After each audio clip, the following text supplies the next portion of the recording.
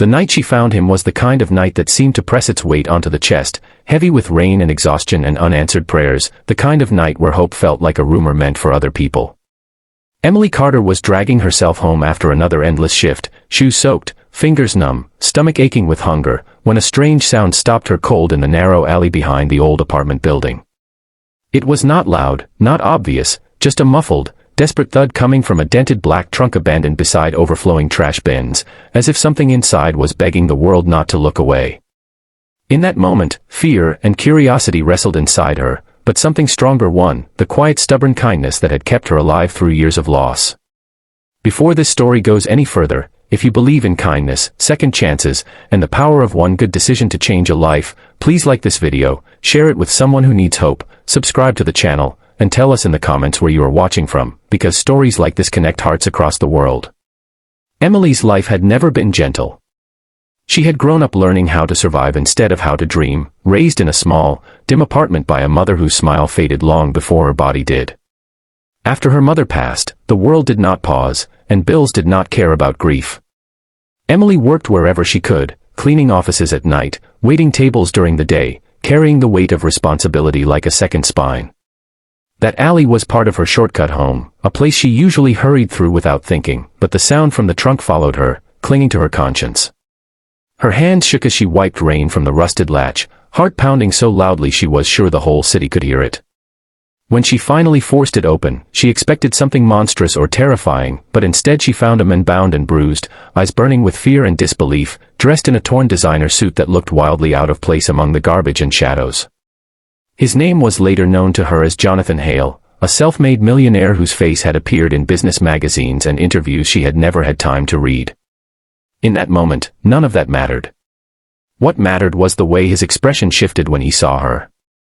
It was not relief at first, but shock, confusion, and then something raw and unexpected, a kind of shame that flashed across his face as he took in her worn coat, her tired eyes, her thin frame. Emily misread that look as judgment, as disgust, as another reminder that the world saw her as small and disposable. Still, she did not walk away. She ran for help, hands numb, breath tearing through her chest, and when emergency lights finally filled the alley, something invisible but powerful snapped into place between their lives. The days that followed were a blur for Emily. She gave her statement, returned to work, and tried to forget the way Jonathan's eyes had followed her as he was taken away, the way he seemed to be looking not just at her face but into the long, quiet suffering behind it. She assumed that was the end of it, that rich men returned to rich lives and poor girls returned to empty apartments and unpaid bills. But the world had other plans. Jonathan had been kidnapped by people he trusted, trapped in darkness for hours, and it was Emily's face, tired and unremarkable by society's standards, that had greeted him when he thought he would die unseen. In the silence of his recovery, that image refused to leave him alone. Jonathan had spent his life chasing success, measuring his worth in numbers, closing deals, and believing that control was the same as safety. Inside the trunk, stripped of power and pride, he had confronted something terrifyingly simple, the truth that none of his wealth could buy kindness, and that the person who saved him had nothing except a heart that refused to turn away. He searched for Emily, not out of obligation, but because gratitude had grown into something heavier, something that demanded action. When he finally found her, working late and barely holding herself together, he did not recognize the version of himself who once believed people like her were invisible. Emily's life began to change in ways that felt unreal and frightening.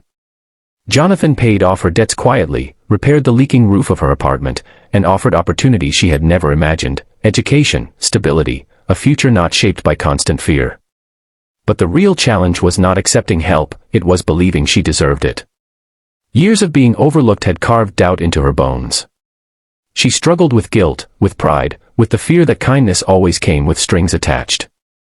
Jonathan, too, struggled, learning how to give without controlling, how to listen instead of lead, how to see people as lives instead of stories he told himself. As time passed, their connection deepened into something that neither of them could have predicted. Emily discovered strength she did not know she had, standing taller, speaking with confidence, allowing herself to imagine happiness without immediately apologizing for it. Jonathan discovered humility, volunteering, rebuilding his company with ethics instead of ego, remembering the sound of a trunk opening in the rain whenever he was tempted to forget where real value lived. Their lives, once moving on separate tracks, now ran alongside each other, changed not by money, but by a moment of human courage. Yet life did not transform overnight. Emily faced whispers, judgment, and her own lingering scars. Jonathan faced backlash from a world that preferred him cold and ruthless. Together, they learned that transformation was not about erasing the past, but honoring it. Emily's kindness had saved Jonathan's life, but Jonathan's response to her face, that silent reckoning with his own blindness, had turned her world upside down in a way that lifted rather than crushed her.